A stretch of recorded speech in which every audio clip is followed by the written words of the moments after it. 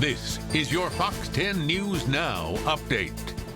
Hi everyone, Eric Reynolds with your Fox 10 News Now update. The Mobile County Health Department says that you no longer need a negative COVID-19 test to return to work or school.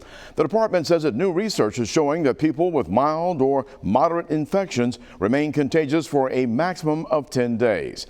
To reduce the burden of unnecessary testing, the health department recommends people showing the symptoms of the virus isolate themselves for at least 10 days since the symptoms first appeared, and then at least 24 hours since the last fever.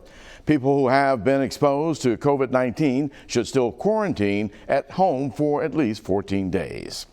There's word the Alabama ABC Board is considering easing the 4-month restriction on late-night alcohol sales should the number of COVID-19 cases dramatically decrease statewide.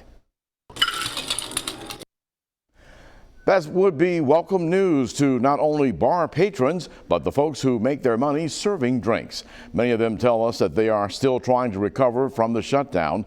They say the ABC Board's decision 2 weeks ago has been bad for business and their paychecks, especially the bars that cater to the late night crowd. It's decimated our weekend business. It's the Merry Widow, fortunately, has the benefit of being a happy hour bar, so it's done. We still do okay here.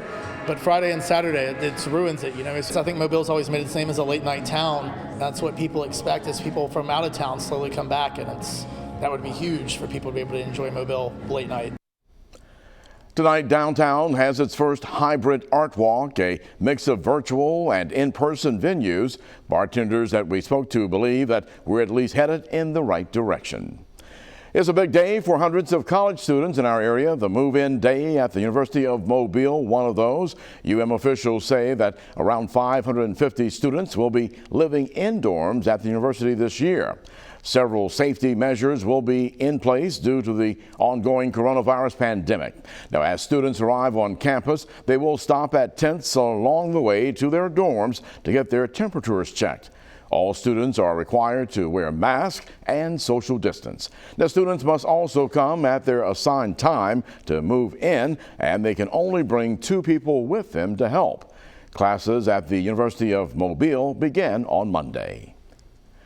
Also, it's move-in week continuing at the University of South Alabama. Before heading to the residence halls, students and visitors must pass a health screening, of course, when they get onto campus.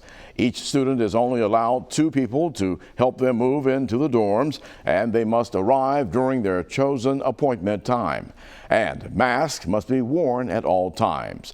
The University of South Alabama kicks off the fall semester on Monday.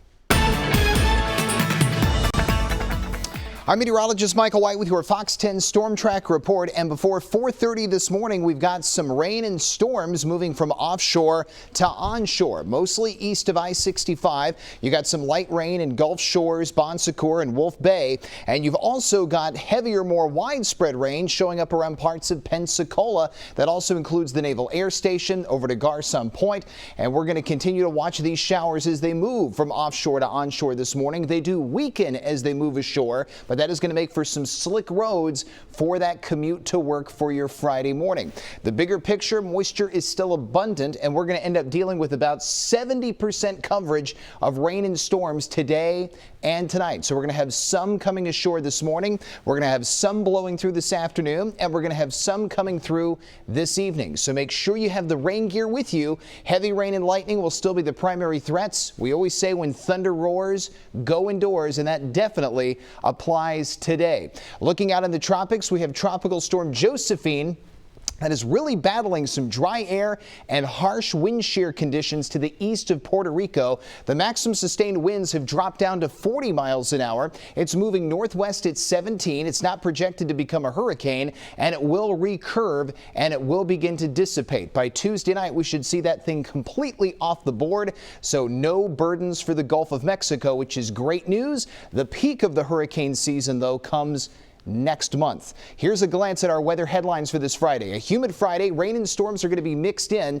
and we're going to continue to track the tropics. Here's a look at the Fox 10 Futurecast. Periods of morning showers and storms will blow through, and then afternoon showers and storms will blow through. Heavy rain and lightning the main threats, and once these move out, we could see some overnight showers and storms move in the pre-dawn hours of Saturday. So this is going to be one of those nights where we don't necessarily go completely dry. Your Saturday could start off pretty damp. Here's a glance at how the next 7 days stack up. Highs are going to be in the low 90s today and tomorrow, mid 90s as we head into Sunday and Monday. Rain and storm coverage drops to 30% for Tuesday and Wednesday of next week. We'll update the forecast throughout the day right here on Fox 10 News Now.